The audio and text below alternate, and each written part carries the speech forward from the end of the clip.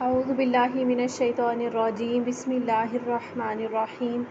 رب اشرح لی صدری ویسر لی امری واحلل عقدۃ من لسانی یفقہوا قولی۔ السلام علیکم ورحمۃ اللہ وبرکاتہ۔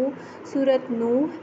سٹارٹ کریں گے۔ انا، یہ دیکھیں انا جو ہے الف کے ساتھ لمبا ہوا ہے، تو اس کا مطلب یہ انا پلس نا ہے اس کے اندر، یعنی انا بے شک تاکید کے لیے، اور نا جو ہے وہ ضمیر ہے متکلم کی جمع۔ انا بے شک ہم، ارسلنا بھیجا ہم نے، ارسلہ یرسل ارسال کا معنی ہوتا ہے کسی کو با فراغت بھیجنا یا پیغام کے ساتھ بھیجنا، تو بھیجا ہم نے۔ نا کا ضمیر آپ کو پتہ ہی ہے ہم کے لیے آئی ہے، نوحن نوح کو، نوح علیہ السلام کو، الی قومہ طرف اس کی قوم کے، الی قومی طرف قوم کے، ہی اس کی، ان کے، انذر ڈراؤ، قومک اپنی قوم کو، من قبلی اس سے پہلے، ان کے، یأتیہم آئے ان کے پاس، یأتی اتا یأتی اس کا معنی ہوتا ہے آنا، بفراغت کسی چیز کا آنا، عذاب عذاب، علیم دردناک، علم سے ہے یہ، حمزہ لام میم۔ قولا اس نے کہا، یا قومی اے میری قوم، یہ اصل میں تھا یا قومی یا مدہ کے ساتھ، لیکن اختصار کی خاطر اس کا یا مدہ ڈراپ ہوا ہے اور یہ یا قومی خالی زیر رہ گیا، تو میری قوم اس لیے اس کا میننگ آ رہا ہے۔ انی بے شک میں، لکم تمہارے لیے، نذیر ڈرانے والا ہوں، مبین کھلم کھلا۔ ان یہ اصل میں ان ہی تھا، کیونکہ آگے اجتماع ساکنین کی وجہ سے یہاں پر زیر لگائی ہے، کیونکہ آگے بھی ساکن آ رہا ہے، تو انی اعبدو ہو گیا یہ کہ عبادت کرو اللہ اللہ کی، واتقوہ اور ڈرو اس سے، واطیعونی یہ اصل میں تھا واطیعونی میری مدد کرو، میری اطاعت کرو، تو اختصار کی خاطر یہ بھی ڈراپ ہوا۔ پڑھنے میں تو یہ اطیعون پڑھا جائے گا، لیکن اس کی زیر جو ہے وہ آپ کو بتا رہی ہے کہ اس کے اندر یا متکلم یعنی میرا کا مفہوم موجود ہے، تو جب آپ اس کا ترجمہ سنایا کریں تو اس کو اطیعونی کر کے پڑھا کریں، تاکہ آپ کو یاد رہے کہ یہ جمع کا واو نون نہیں ہے صرف، بلکہ اس کے اندر اطیعونی میری اطاعت کرو، اس میں جو ہے وہ جمع کا صیغہ ہے ہی نہیں، جمع کے لیے واو نون کے اوپر زبر ہونا چاہیے۔ اچھا، یغفر وہ بخش دے گا، لکم تمہارے لیے، من ذنوبکم تمہارے گناہوں کو، ذنب جو ہے وہ ایک گناہ کو کہتے ہیں اور ذنب کی جمع ہے ذنوب، تو ذنوب گناہ کو کہتے ہیں، وَيُؤَخِّرُكُمْ اور وہ مہلت دے گا تمہیں، اخر یؤخر تأخیر یعنی آگے مؤخر کر دینا، آگے بڑھا دینا، وہ مہلت دے گا تمہیں، الی اجل ایک وقت تک، اجل جو ہے وہ ایک وقت ہے، مقرر وقت، مسمی وہ جو بھی مقرر ہے، یعنی اجل ایک وقت اور مسمن بالکل مقرر، ٹھیک ہے۔ انا بے شک، اجلا مقرر کردہ وقت، اللہ کا، اذا جب، جاء وہ آ جاتا ہے، لا یؤخر نہیں وہ مؤخر کیا جاتا، لو اگر، کنتم ہو تم، تعلمون تم جانتے۔ اب یہاں پر یہ پوری جو آیت ہے وہ کیا بتا رہی ہے کہ ہم کہ سورۃ نوح ہے تو سٹارٹ ہی پورا جو ہے وہ سٹارٹ میں ہی کوئی تمہید نہیں، کچھ نہیں، ڈائریکٹ ہی نوح علیہ السلام کی بات سٹارٹ ہو گئی ہے، اور انہوں نے بتایا، اس میں بتایا جا رہا ہے کہ نوح علیہ السلام نے اپنی قوم کو دردناک عذاب کے بارے میں ڈرایا، اور یہ بھی کہا کہ میری اطاعت کرو اللہ کی، اور اللہ کی جو ہے وہ اللہ کا تقوی اختیار کرو، اور یہ کرنے کی وجہ سے، اللہ کا تقوی اختیار کرنے کی وجہ سے اللہ تعالیٰ تمہارے پچھلے گناہوں کو معاف کر دے گا، اور آگے تمہیں جو ہے وہ مہلت دے گا۔ مہلت کا کیا مطلب ہے؟ مہلت کا مطلب یہ ہے کہ یا تو اللہ تعالیٰ تمہارے ہی وقت کے اندر اتنی برکت ڈال دے گا کہ تم اچھے کام اس کے اندر زیادہ سے زیادہ کر پاؤ گے، اور دوسرا وجہ یہ ہے کہ واقعتاً شاید عمر میں اضافہ ہو جائے، کیونکہ صلہ رحمی اور کچھ ایسے کام ہیں جن کی وجہ سے عمر میں اضافہ کی حدیث میں ہمیں وعید نہیں، خوشخبری ملتی ہے، تو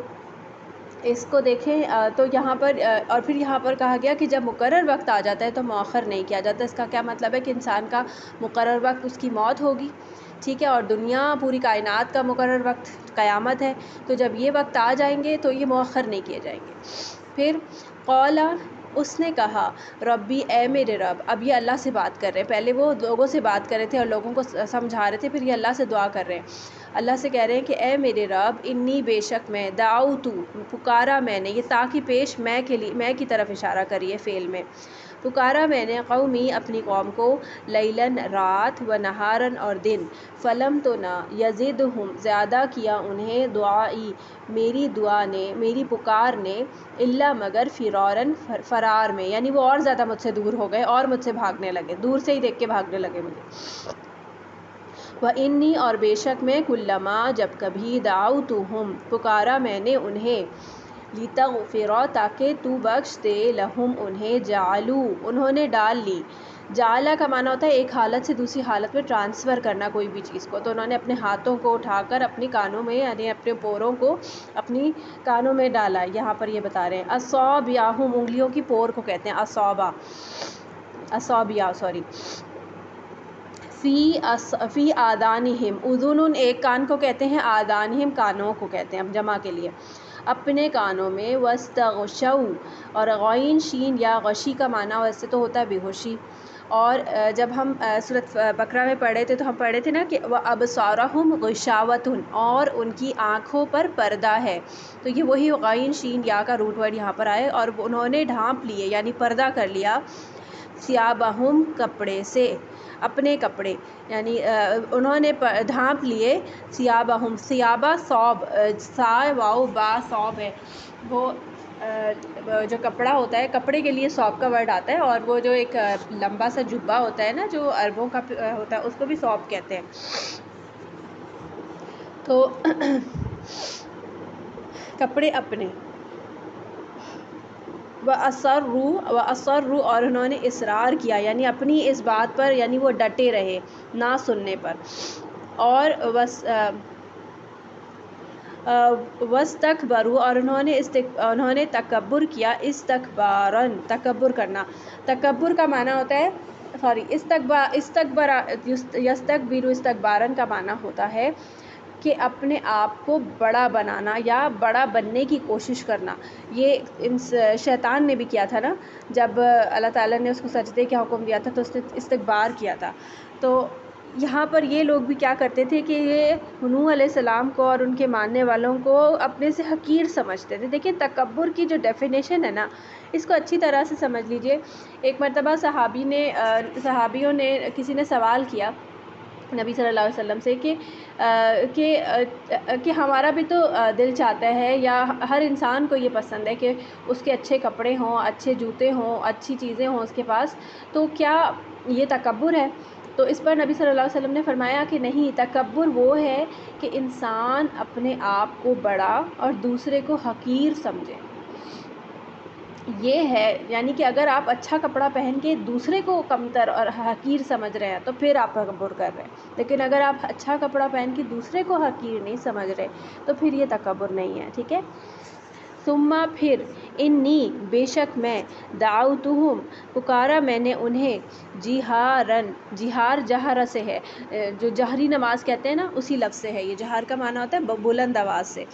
ثم پھر انی بے شک میں اعلنت اعلانیہ کہا میں نے، لہم انہیں، واسررت اور رازدارانہ بات بھی کی میں نے، یعنی چپکے چپکے آہستہ آواز میں سمجھایا، یعنی اکیلے اکیلے بھی سمجھایا، لہم انہیں اسراراً رازدارانہ طور پر، یعنی اسی بات کی تکرار آ رہی ہے، اسررت اسراراً، اور یہاں پر اچھا، تو اب یہ اپنی دعوت کا ایک پورا پیٹرن بتا رہے ہیں کہ اللہ تعالیٰ میں نے کس طرح سے ان کو دعوت دی، اور آپ دیکھیں کہ ان کی دعوت کا جو ٹائم ہے، ٹائم اسپین، وہ آتا ہے 900 سال کی عمر جو ہے وہ ان کی ہے، اور اس میں انہوں نے دعوت دی ہے، اور آپ سوچیں کہ کیا مطلب ان کے اوپر گزرتی ہوگی، آپ دیکھیں اولو العزم پیغمبروں میں سے ایک ان کا نام آتا ہے، اور کتنا صبر اور برداشت انہوں نے کیا۔ اب آپ دیکھیں کہ ہم اگر کوئی دین کا کام کرنے لگ جاتے ہیں تو ہمارے اوپر جب اس طرح کی کوئی بات آتی ہے، یا کوئی ہماری بات نہیں مانتا، یا کوئی ایک شخص بھی ہمارے ساتھ اس قسم کا سلوک کرے کہ ہم کوئی بات کہیں اور وہ کانوں میں انگلیاں ڈال لے، یا کوئی کہے کہ بس بہت مولویوں جیسی باتیں کر لی تم نے، بس اور باتیں نہ کرو، تو آپ سوچیں کہ ہمارا کیا ایٹیٹیوڈ ہوتا ہے۔ ہمارا ایٹیٹیوڈ کیا ہوتا ہے؟ ہم تو ہر چیز چھوڑ چھاڑ کے بیٹھ جائیں کہ بھائی ہمارے ساتھ تو بس ایسے کرتے ہیں لوگ، اور کسی ایک نے بھی کیا ہو نا تو ہم اتنا ایگزیجریٹ کریں گے اس کو، ہم کہیں گے کہ ہمارے ساتھ تو لوگ ہی ایسا، سارے لوگ ہی ایسا کرتے ہیں، اور دین پر تو کوئی آنا ہی نہیں چاہتا، ہم فوراً ہی جو ہے وہ امیدیں چھوڑ کے بیٹھ جاتے ہیں۔ آپ دیکھیں کہ یہ کیا کہہ رہے ہیں، یہ کہہ رہے ہیں کہ ہمیں نے دن رات پکارا، آہستہ پکارا، اعلان کے ساتھ پکارا، قریب جا کے پکارا، دور سے پکارا، لیکن کوئی نہیں مان رہا تھا۔ اور لوگ کیا کر رہے تھے؟ لوگ اپنے کپڑے ڈال لیتے کا کیا مطلب ہے کہ اپنے دروازوں پہ پہلے زمانے میں باقاعدہ دروازے نہیں ہوتے تھے، کپڑے لٹک رہے ہوتے تھے، تو وہ کپڑے جو اگر وہ ہٹا کے وہیں باہر جا رہے ہوتے تھے اور دیکھتے تھے کہ سامنے سے نوح علیہ السلام آ رہے ہیں تو فوراً کپڑا ڈال کے اندر گھس جاتے تھے کہ ان کو جانے دو، پھر آئیں گے بعد میں۔ فَقُلْتُ پھر کہا میں نے، استغفروا بخشش مانگو، ربکم اپنے رب سے، انہ بے شک وہ کانا ہے وہ غفاراً بہت بخشنے والا، یرسلی وہ بھیجے گا، السماء آسمان کو، علیکم تم پر، مدراراً خوب برسنے والا۔ اب یہ استغفار کی جو برکتیں ہیں وہ بتا رہے ہیں کہ اگر کسی کو یہ نعمتیں چاہیے وہ کیا کرے؟ استغفار کرے۔ تم اپنے رب سے استغفار کرو، وہ بہت بخش دے گا، اور بخشنے کے ساتھ ساتھ وہ اور کیا کرے گا؟ تم پر آسمان سے نعمتیں برسائے گا۔ وَيُمْدِدْكُمْ اور وہ مدد کرے گا تمہاری بھی، اموالن ساتھ مالوں کے، وبنین اور بیٹوں کے، یعنی اگر کسی کو مال کی تنگی ہے تو وہ استغفار کو کثرت سے کرے، اگر کسی کو بیٹے چاہیے یا اولاد چاہیے تو وہ استغفار کی کثرت کرے۔ وَيَجْعَلْ اور وہ بنائے گا، لکم تمہارے لیے، جناتٍ باغات، وَيَجْعَلْ اور وہ بنائے گا، لکم تمہارے لیے، انہاراً نہریں۔ یہ دنیا میں بھی اکرام ہو سکتا ہے اور آخرت میں بھی تمہارے لیے بہترین اجر ہوگا استغفار کرنے کی وجہ سے۔ ماں کیا ہے؟ آپ کو پتہ ہے کہ جو توبہ کرنے والا ہوتا ہے اللہ تعالیٰ کو بہت پسند ہے۔ کوئی بھی شخص جو ریپینٹ کرتا ہے، توبہ کرتا ہے، اللہ تعالیٰ کو اتنا پسند ہے کہ جیسے کسی شخص کا سامان تجارت اور ساری جمع پونجی ایک اونٹ پر لدی ہو اور وہ کسی صحرا میں سفر کر رہا ہو، اور اچانک سے اونٹ جو ہے وہ آرام کرنے کے لیے اگر بیٹھے اور اونٹ جو ہے وہ اس کی نظروں سے اوجھل ہو جائے اور کھو جائے کہیں، تو وہ شخص ایک تو گھر واپس نہیں جا سکے گا، اور سارا جمع پونجی بھی اس کی اس اونٹ پر لدی ہے، تو وہ ایک دم کس کیفیت میں ہوگا کہ اب میں مرنے والا بھی ہوں، کیونکہ ظاہر ہے میں گھر واپس نہیں جا سکتا، صحرا میں اکیلے اس طرح سے ٹریول کرنا پیدل آسان نہیں ہوتا، سمت کا بھی تعین نہیں ہو پا رہا ہوتا، تو پھر جب وہ ڈھونڈتا پھرے اور بہت پریشان ہو جائے اور اچانک سے جو ہے وہ اونٹ اسے سامنے نظر آئے تو کیا اس کی خوشی کا ٹھکانہ ہوگا۔ تو اس خوشی سے بھی زیادہ اللہ تعالیٰ خوش ہوتے ہیں اپنے اس بندے پر جو کہ توبہ کرتا ہے اللہ تعالیٰ کی طرف۔ تو یہ اللہ تعالیٰ کی خوشی اور پھر اللہ تعالیٰ کے انعام و اکرام کا بھی ذکر یہاں پہ کیا جا رہا ہے۔ ماں کیا ہے، لکم تمہیں، لا ترجونا نہیں تم توقع رکھتے یا تم لوٹتے رجوع کرتے، للہ اللہ کے لیے، وقاراً عظمت کی، یعنی اللہ تعالیٰ کی طرف تم یہ ایک رجوع کرنا، یا یہاں ترجونا کا معنی ہے توقع رکھتے، یعنی تم اللہ تعالیٰ سے اس بڑائی کی امید نہیں رکھتے کہ اللہ تعالیٰ تمہاری گناہ کو معاف کر دے گا۔ کبھی کبھی انسان گناہ کر دیتا ہے نا تو شیطان اسے مایوسی کی طرف لے کے جاتا ہے اور کہتا ہے کہ جو ہے تم تو اتنے گناہ گار ہو گئے ہو، اب تو تمہاری معافی نہیں ہونی، اب تم اور ہی گناہ کرتے چلے جاؤ اور جو ہے چھوڑ دو سب کچھ اور نیکی کی توقع ہی چھوڑ دو۔ تو یہ یہاں پر بتایا جا رہا ہے کہ اللہ تعالیٰ کی رحمت سے مایوس نہیں ہو، بلکہ تم وہ کرو جو اللہ تعالیٰ تمہیں بتا رہے ہیں، یعنی استغفار کرو، چاہے کتنے ہی گناہ تم نے ساری زندگی کیے ہوں، لیکن اگر تم اللہ تعالیٰ کی طرف پلٹو گے تو اللہ تعالیٰ تمہیں سچے دل سے اور پورے ایمان اور کنوکشن کے ساتھ تو انشاءاللہ اللہ تعالیٰ تمہیں معاف کرے گا۔ وقد اور تحقیق، خلقکم اس نے پیدا کیا تمہیں، اطوارً مختلف مرحلوں میں۔ اب مرحلے کون سے ہیں؟ آپ کو پتہ ہے کہ جو پیٹ میں بھی بچہ ہوتا ہے تو اس کے میں مختلف ہوتے ہیں کہ قرآن مجید میں بھی آتے ہیں، ثم مضغۃ، وہ ایک لوتھڑا تھا پھر علقہ بنا، اس طرح اب آپ سائنس میں بھی دیکھتے ہیں تو وہ پہلے وہ صرف ایک ایگ ہوتا ہے، پھر وہ زائگوٹ بنتا ہے، پھر اس کے بعد ایمبریو بنتا ہے، اور پھر وہ بنتے پھر پہلے وہ مینڈک کی جیسی شکل اختیار کرتا ہے، مچھلی جیسی، چھوٹا سا مچھلی کا بچہ جیسا لگتا ہے، پھر اس کے بعد وہ پھر ایک انسان کی شکل اختیار کرتا ہے۔ تو یہ پورے مرحلے ہیں، مرحلہ وار اللہ تعالیٰ نے تم کو پیدا کیا. علم کیا نہیں ترو تم نے دیکھا کیفا کس طرح خلقا پیدا کیا اللہ نے سبع سماوات 7 آسمانوں کو طباقاً اوپر تلے طبق طابقا طبقا طبق ہم کہتے ہیں نا 14 طبق روشن ہو گئے تو یہ طبق کا معنی لیولز ہوتا ہے. تو 14 کیوں کہتے ہیں کیونکہ 7 آسمان اور 7 زمین یعنی کہ اوپر نیچے سارے طبق روشن ہو گئے سارے لیئرز روشن ہو گئے. تو یہ محاورہ ہوتا ہے نا. وجعل اور اس نے بنایا القمر چاند کو فیہن ان میں نورن نور وجعل اور اس نے بنایا الشمس سورج کو سراجن چراغ کی طرح. اب دیکھیں کہ سورج کی روشنی پوری دنیا میں پھیلتی ہے اور سورج کی روشنی جیسی اور کوئی روشنی نہیں ہے. یہ کتنی آپ دیکھیں کہ جب سورج نکلا ہوا ہوتا ہے تو کتنی روشنی ہوتی ہے اور کتنا واضح ہوتا ہے سب کچھ. اور وہ چیز ہم رات کی لائٹ میں جو ہماری لائٹیں ہوتی ہیں حالانکہ کتنی پاورفل لائٹس ہوتی ہیں لیکن ہم وہ چیز نہیں پیدا کر سکتے جو سورج کی ہے روشنی. واللہ اور اللہ انبتکم اس نے اگایا تمہیں من الارض زمین سے نباتاً اگانا. اب اگانا کا مطلب یہ نہیں کہ درخت کی طرح اگا دیا بلکہ یہ کہ تمہاری ساری ضرورتیں جو ہیں وہ زمین سے پوری ہوتی رہیں. یعنی کہ جب تم چھوٹے سے تھے تم اسی زمین سے جو بھی آ رہا تھا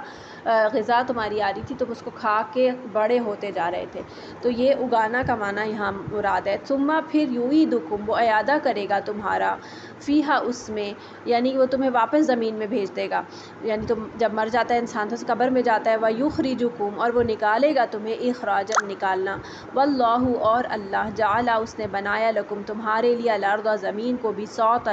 بساط جو ہے وہ بچھونے کو کہتے ہیں. تو اللہ تعالیٰ نے اس زمین کو تمہارے لیے ایک بچھونا بنایا یعنی سکون کی جگہ. بچھونا کیا ہوتا ہے بستر کیا ہوتا ہے سکون کرنے کی جگہ. تو آپ دیکھیں یہ زمین پوری کی پوری زمین جو ہے وہ انسان کے لیے سکون کی جگہ ہے. یہ گھوم رہی ہے لیکن اسٹل جو ہے وہ انسان اس پر بہت آرام سے چل پھر رہا ہے. آپ دیکھیں کہ جو لوگ ایسٹروناٹس چاند پر جاتے ہیں تو ان کے پاس گریوٹی نہیں ہوتی وہ اڑ رہے ہوتے ہیں. یا چاند کے علاوہ اور جگہوں پہ جب وہ جا رہے ہوتے تو جب وہ خلا میں پہنچتے تو آپ دیکھیں وہ سکون کی جگہ تو نہیں ہے نا. وہاں پہ ساری چیزیں ان کی اڑ رہی ہوتی ہیں. ٹوتھ پیسٹ وہ لگا رہے ہوتے ہیں اور وہ اڑ رہے ہوتے ہیں. کبھی ویڈیوز وغیرہ میں دیکھا ہو آپ نے. تو یہ سکون کی جگہ اللہ تعالیٰ نے کیسی رکھی ہے کہ گریوٹی آپ کو جو ہے وہ آسمان میں اڑنے نہیں دیتی بلکہ آپ کو زمین پر رکھتی ہے. تو لِتَسْلُكُوا تاکہ تم چلو منہا اس کے سبولاً راستوں میں فجاجاً کشادہ جو کشادہ ہیں جیم جیم. قولا کہا نوح نے. یہاں پر اللہ تعالیٰ نے اتنی ساری نعمتیں بتائیں اور پھر دوبارہ واپس نوح کا ذکر آ رہا ہے نوح علیہ السلام کا کہ کہا نوح نے ربی اے میرے رب انہم بے شک وہ عصونی.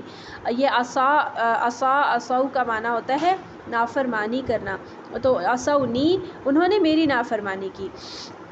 واتبعوا اور انہوں نے پیروی کی من اس کی جو لم نہیں یزدہ زیادہ کیا جسے مالہ اس کے مال نے وولدہ اور اس کی اولاد نے. یعنی انہوں نے اس کی پیروی کی جس کے پاس مال اور اولاد زیادہ تھے. الا مگر خسارے میں. یعنی انہوں نے اس چیز کی پیروی کی جس کے یا اس شخص کی پیروی کی جس کے پاس مال زیادہ ہے. یعنی کہ یہ خود بھی زیادہ کثرت مال والے نہیں تھے. آپ دیکھتے ہیں تمام ہی انبیاء جو ہیں وہ اپنے مال جو ہیں وہ اتنا زیادہ خرچ کیا کرتے تھے. تو بہت کم ہی انبیاء ایسے آئے ہیں جن کے پاس بہت زیادہ مال کی فراوانی تھی. تو آپ کو پتہ ہے کہ جو لوگ کم مال والے ہوتے ہیں نا جن کے پاس زیادہ مال ہوتا ہے نا تو وہ پھر ایسے ہی لوگوں کو پسند کرتے ہیں جن کے پاس مال زیادہ ہو. اور وہ اپنے سے کمتر لوگوں کو بہت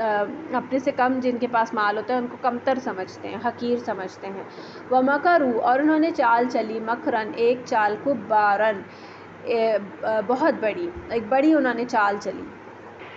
اور وہ کیا چال تھی اس کا بارے میں ذکر آگے آ رہا ہے. اچھا یہ وہ لوگ تھے جو معاشرے کے انفلوئنشل پیپل تھے. یعنی جو مالدار لوگ ہوتے ہیں سردار لوگ ہوتے ہیں ان کے پاس مال ہوتا ہے لوگ ان کو فالو کرتے ہیں. تو یعنی جن کو فالو کیا جا رہا تھا انہوں نے کیا چال چلی. انہوں نے کہا اپنے فالوورز سے کہ اور انہوں نے کہا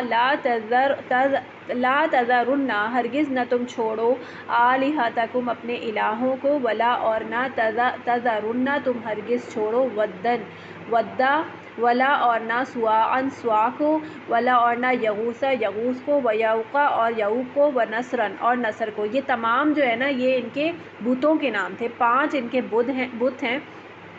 ان میں سے ودن جو تھا وہ آدمی کی شکل کا تھا، سوان جو تھا وہ ایک عورت کی شکل کا تھا، یغوثہ شیر کی شکل کا تھا، یعوقہ جو ہے وہ گھوڑے کی شکل کا تھا، اور نصرن جو تھا وہ گدھ کی شکل کا تھا۔ تو یہ تمام ان کے بت تھے، اور انہوں نے ان کو اپنے فالوورز کو سختی سے ان پر جما دیا اور کہا کہ ان کو ہرگز مت چھوڑنا۔ وقد اور تحقیق اضلوا انہوں نے بھٹکا دیا کثیرن کثیر تعداد کو، ولا اور نہ تزیدی